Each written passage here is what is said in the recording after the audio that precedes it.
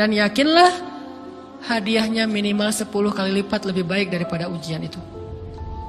Minimal, karena nggak ada amal soleh yang dibalas di bawah 10 kali lipat tuh nggak ada.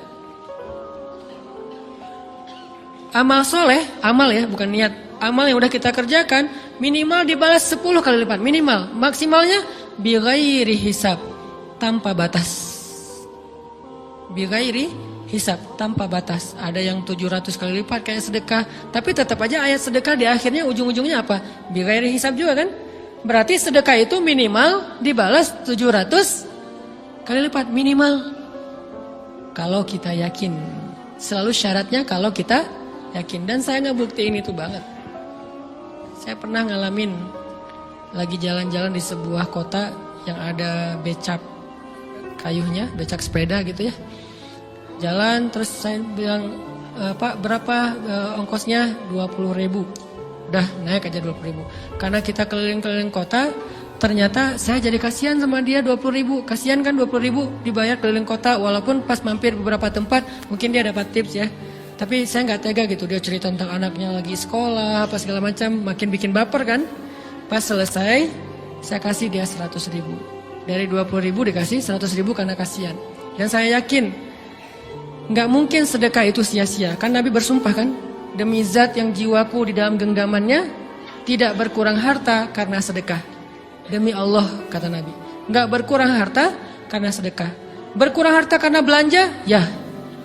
Berkurang harta karena pacaran? Banget. Modal banget kan? Apalagi buat cowok. Tapi berkurang harta karena sedekah? Gak mungkin, kata Nabi. Demi Allah gak berkurang harta karena sedekah. Berkurang harta karena istri? Enggak. Karena memberi kepada istri itu pahalanya lebih gede daripada sedekah. Makanya ngemodalin pacaran setelah nikah itu tumbuh berkah. Modal pacaran sebelum nikah itu apes. Jadi kalau pengen modal nih, ngemodalin cewek, traktir, ngapa-ngapain, bayarin, jangan sebelum nikah. Sebelum nikah jadi orang pelit aja, nggak apa-apa. Tapi setelah nikah, jor-joran ngasih, apalagi yang, bayarin semuanya. Kenapa? Pahalanya lebih gede daripada sedekah. Bahkan lebih gede daripada infak fi sabilillah. Seorang suami memberi nafkah istri, itu pahalanya terkadang lebih besar daripada kita berinfak untuk fi sabilillah, untuk korban perang. Saya heran kalau ada orang sedekahnya rajin tapi ke istrinya kikir, aneh, berarti dia nggak ngerti konsep. Padahal memberi kepada istri itu selama itu kebutuhan pokok ya, dan sedikit entertain, nggak apa-apa asal nggak berlebihan, itu luar biasa. Makanya saya kalau jalan sama istri yang yang mana? Itu yang Onit suka. Oh ya, Onit suka. Kasih aja. Kenapa? Minta ini. Kasih. Selama ada kan kenapa nggak dikasih kan ya? Nanti Allah ganti. Makin rajin kita ngebayarin istri kita, ngebelanjain istri kita, makin Allah ngasih yang kita nggak pernah duga-duga. Sampai istri kita cemburu sama kita. Kok kamu duitnya banyak banget sih? Kan gara-gara aku sering ngasih ke kamu. Ya udah sini lain lagi. Mau ditransfer berapa gitu kan ya? Saya ngasih 100.000 ke si bapak. Dan saya yakin teman-teman sedekahnya pasti lebih dari itu karena 100.000 saya sebut. Kalau 1 juta ke atas saya nggak mau nyebut, malu dong, ria ya.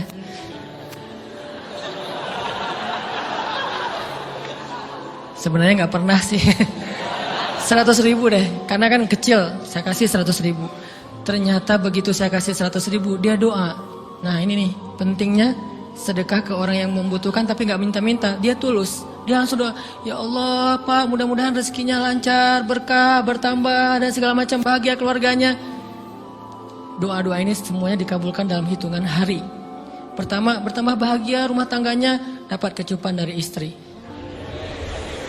Dia nganggap suami saya cowok banget sih. Mulai satu nih. 2, demi Allah, selang 15 jam kalau nggak salah, karena waktu itu malam, besok paginya ada orang yang ngejar-ngejar saya pengen ngasih hadiah.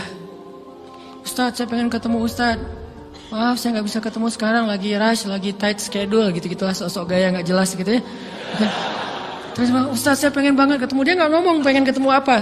Kalau dia bilang mau ngasih duit kan langsung saya prioritaskan kan ya.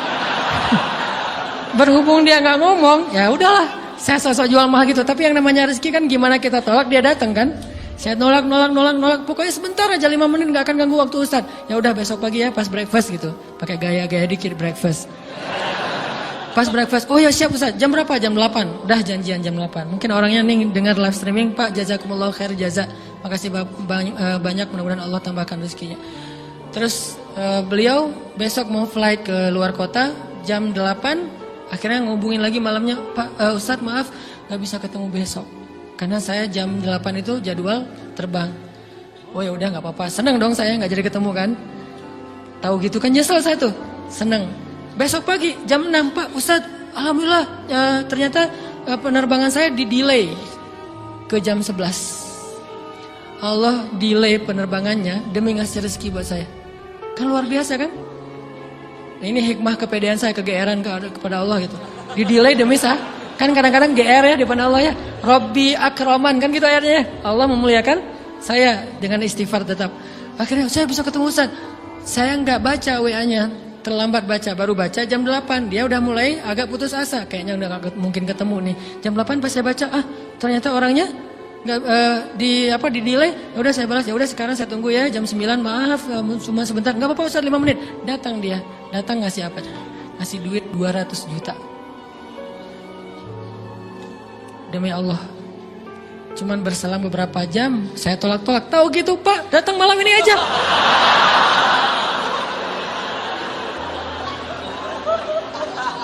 Harusnya malam itu juga saya cari orangnya. Kalau perlu saya nyamperin Bapak, Sherlock, saya kejar. Manusia gitu banget ya. Tapi Masya Allah di situ saya jadi tahu, oh doa orang itu lebih akurat, lebih mantap, lebih diijabah daripada doa saya. Mungkin bukan karena sedekah, tapi karena doa setelah sedekah. Ya Allah dan segala macam dimudahkan sama Allah. Itu luar biasa loh. Saya nggak percaya. Saya pikir main-main. Orang nih iseng kayaknya pengen ketemu doang, pengen selfie. Ternyata pas saya cek, ditransfer, di capture, Ustaz udah ditransfer. Saya, jangan-jangan ini jebakan Batman gitu ya. Nyari-nyari salah segala macam. Alhamdulillah ternyata emang niat baiknya pengen, alhamdulillah saya terkesan, saya dapat hidayah lewat Ustaz segala macam. Sekarang saya pengen membalas jasa Ustaz walaupun kecil 200 juta. Untung saya nggak kaget dan kemudian pingsan. Pak 200 juta, stroke kan ya, bahaya. Lebih mahal dari 200 juta. Ini keajaiban ya teman-teman. Jadi kita tuh, saya kan sering bilang keajaiban itu terjadi tergantung tingkat iman. Bukan saya udah soleh banget, enggak. Saya belajar terus untuk yakin deh sama Allah. Modal kita tuh kan gini sebetulnya kan. Duit kita tuh banyak loh teman-teman. Cuman gak disimpan di bank, gak disimpan di saku, disimpannya di sisi Allah. Bedanya apa sih? Kenapa kita kalau disimpan di bank tenang? Saya lagi punya duit banyak dari 100 juta. Di mana? Di bank, aman. Kenapa kalau disimpan di saku aman, tenang? Kenapa kalau disimpan di Allah nggak tenang? Kenapa kalau disimpan di Allah kita bilang nggak punya duit? Ini kan nggak fair sama Allah. Nggak punya duit nih. Siapa bilang nggak punya duit? Kan ada Allah. Tinggal minta sama Allah. Tapi nggak ada wujudnya. Tapi kan ada janjinya. Bukankah janji Allah lebih kuat daripada wujud?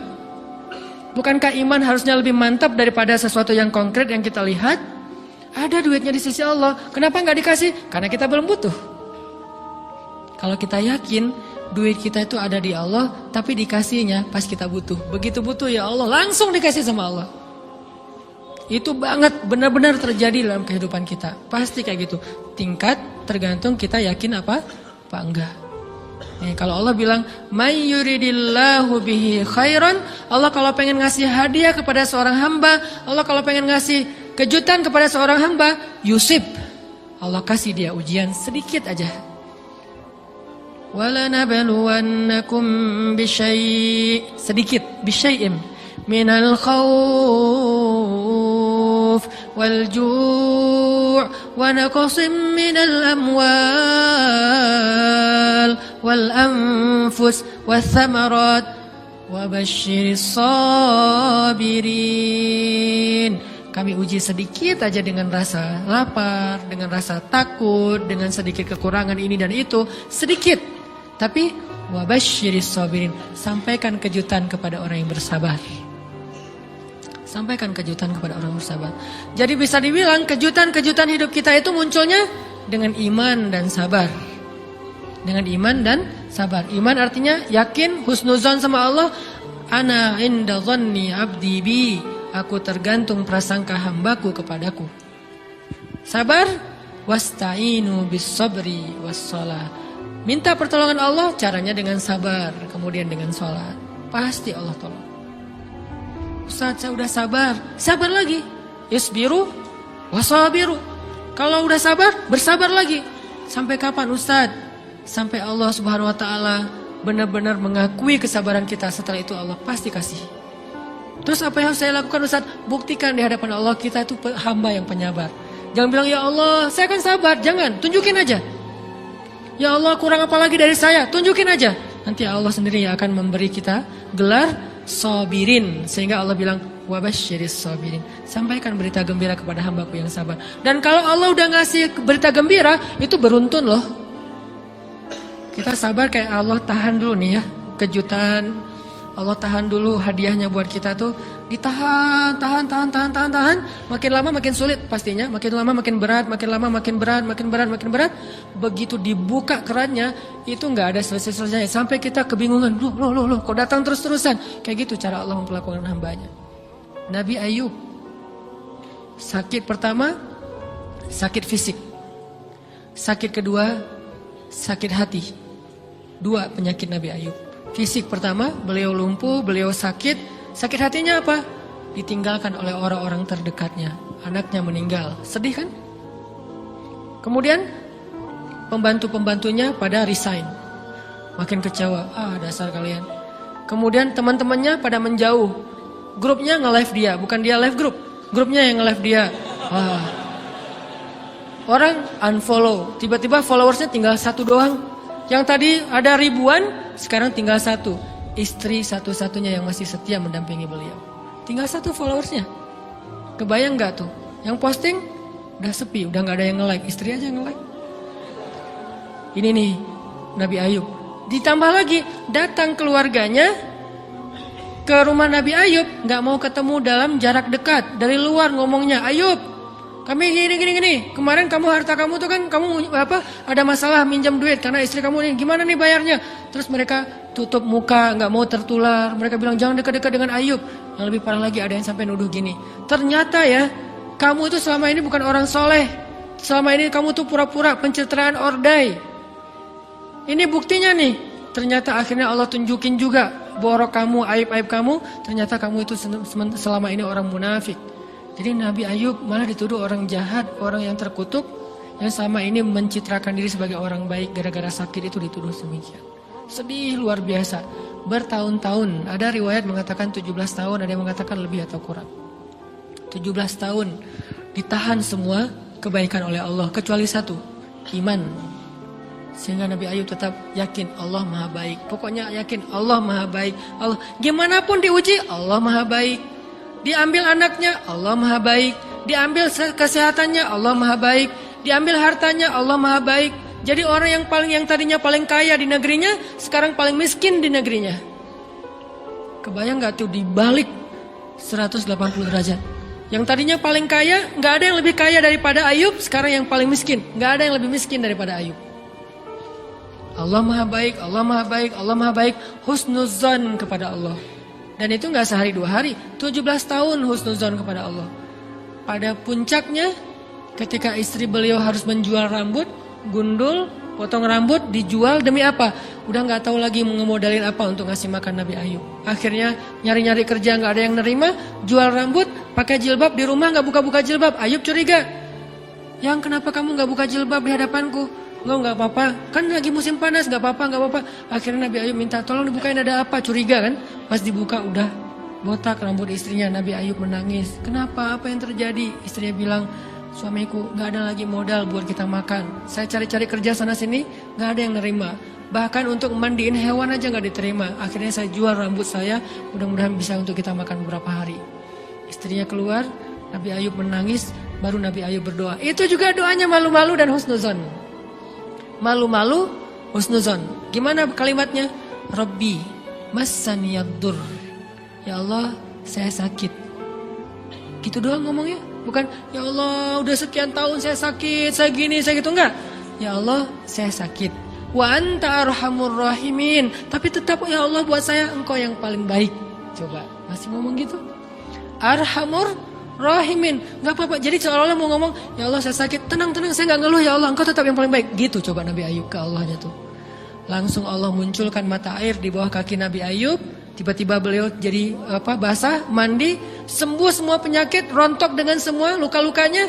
Dan wajah Nabi Ayub semua tubuhnya menjadi muda. Yang usianya tadi udah 80-an tahun, tiba-tiba menjadi di antara 35 tahun. Itu usia ideal. Maaf ya, saya usianya kurang lebih segitulah. Usia penduduk surga antara 30 sampai 40 tahun. Itu usia penduduk surga. Dan usia itu mempertemukan dua kebaikan. Fisiknya sudah sempurna dan akalnya juga kebijaksanaannya sudah sempurna. Kalau di bawah 30 tahun, fisiknya sempurna, akalnya belum sempurna. Kalau di atas 40 tahun, akalnya sempurna, fisiknya sudah berkurang. Antara 30, 40, 45 ya kurang lebih segitulah. Nabi Ayub menjadi muda lagi. Jadi keren. Persis kayak masa mudanya. Jadi kalau ngelihat foto yang postingan pertama di Instagramnya tuh mirip nih. Kan udah postingan yang ke 1000 ya. Udah berapa tahun dia pakai akun yang sama. Wah, mirip dengan yang dulu. Istrinya datang. Begitu datang, astagfirullahaladzim, ada cowok keren di rumahnya. Tapi mirip Ayub. Cuman gak mungkin ini Ayub. Langsung nyari Ayub, di mana Ayub? Kata Ayub, saya Ayub, suami kamu. Enggak, kamu bukan Ayub. Suami saya itu udah tua, suami saya sakit-sakitan, kamu bukan Ayub. Mirip sih. Akhirnya, saya Ayub, apa buktinya kamu Ayub? Ditunjukkan buktinya oleh Nabi Ayub. Apa buktinya? Nabi Ayub menyampaikan beberapa kenangan mereka berdua di masa lalu yang gak ada yang tahu kecuali mereka berdua. Itulah pentingnya kita menyimpan kenangan.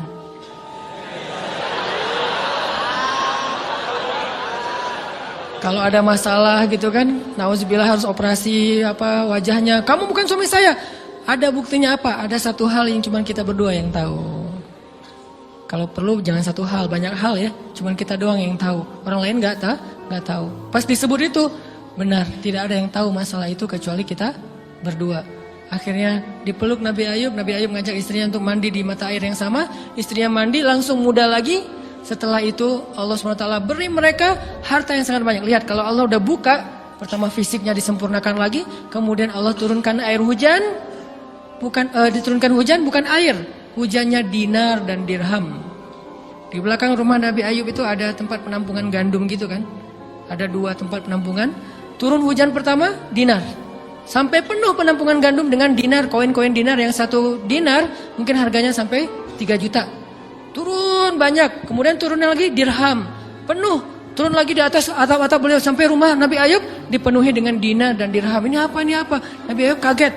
Setelah itu istrinya hamil. Setiap tahun ngelahirin 13 anak Nabi Ayub yang sudah Allah wafatkan, lahir setahun satu, wajahnya, karakternya, namanya semua persis seperti yang sudah Allah ambil. Seolah-olah mereka belum meninggal tapi mereka hanya pergi dan kembali lagi. Dibalikin semuanya. Dan Nabi Ayub lebih kaya berpuluh-puluh kali lipat daripada sebelum beliau sakit. Buah dari kesabaran. Artinya Allah kalau mau ngasih kebaikan yang berlipat ganda, yang luar biasa, yusib, Allah kasih dia ujian sedikit. Itu hadis Bukhari. May yuridillahu bihi khairan yusib min. Allah akan menguji dia. Dan yang terakhir yang kita coba bangun juga, ini saya yang lebih ke perasaan ya.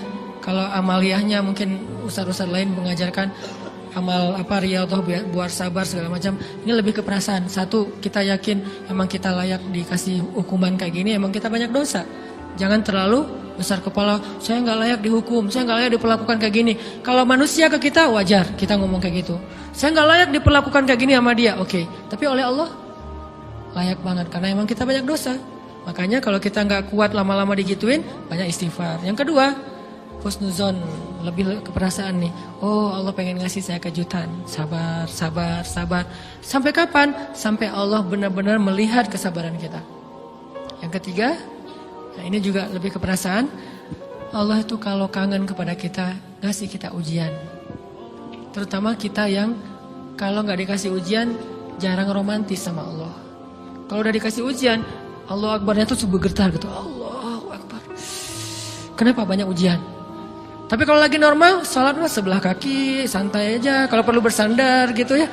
Sholatnya nggak wudhu, tayamum cepet-cepetan, biar gampang gitu. Kan tayamum juga boleh Ustaz, kayak gitu-gitu lah. Kenapa? Kalau lagi normal, doa Rabbana atina fid dunya hasanah. Kalau misalnya baca dalam sholat, qul huwallahu ahad, itu juga dibagi 3 rakaat. Tapi kalau lagi diuji, alif lam mim, Toha, Yasin, semua dibaca pembukaan surat. Khatam 30 juz teh. Kenapa? Lagi diuji. Salat panjang, doa ya Allah, habis-habisan. Baru takbir udah nangis, Al-Fatihahnya nangis. Terus kalau ini baca Al-Quran, Bismillahirrahmanirrahim, khusyuk gitu. Tahajud, belum malam dia udah tahajud gitu. Tahajud, kirain udah saking semangatnya. Maksudnya apa? Belum malam dia udah tahajud. Dari sore udah kangen malam. Kapan ya malam? Kapan ya tengah malam? Kapan ya saya pengen tahajud? Kangen dengan tahajud. Kan ada orang kayak gitu. Saya kenal beberapa orang yang katanya hanya menunggu malam aja setiap hari. Setiap pagi kapan ya malam? Pas malam bahagia tahajud. Pagi lagi kapan ya malam? Artinya belum malam udah tahajud. Saking kangennya dengan tahajud. Rindu banget sama Allah. Romantis banget dengan Allah. Khatam Al-Quran berkali-kali dalam seminggu. Begitu dia dikasih jalan keluar, menjauh sampai lupa sama Allah. Sehingga kalau Allah kangen sama dia, Allah kasih dia ujian dikit. Ta'ala ya abdi, kesini wahai hambaku, kesini. Biar kita berdua-duaan lagi nih. Kalau gak mau digituin, tetaplah dekat kepada Allah walaupun kehidupan kita dalam keadaan mudah. Tetaplah romantis sama Allah, tetaplah gampang tersentuh oleh ayat-ayat Allah walaupun hidup kita dalam keadaan normal. Mudah-mudahan 3 rahasia ini bisa menjadikan kita berhusnuzon dan terbangun awareness kita ketika kita lagi diuji, terutama ujian-ujian yang spontan muncul dari kata-kata teman kita, dari sikap orang lain. Langsung ingat, oh saya mau ada dosa yang mau Allah hapus. Oh habis ini mau dikasih kejutan. Oh Allah lagi pengen dekat sama saya. 3 hal ini mudah-mudahan terus kita latih. Awarenessnya yang dilatih, bukan hadis-hadisnya yang dihafal. Mudah-mudahan ketika diuji spontan kita langsung sadar, langsung balik on the track. InsyaAllah Allah subhanahu wa ta'ala istiqomahkan kita fis sarra wa fit dharra, dalam keadaan suka maupun dalam keadaan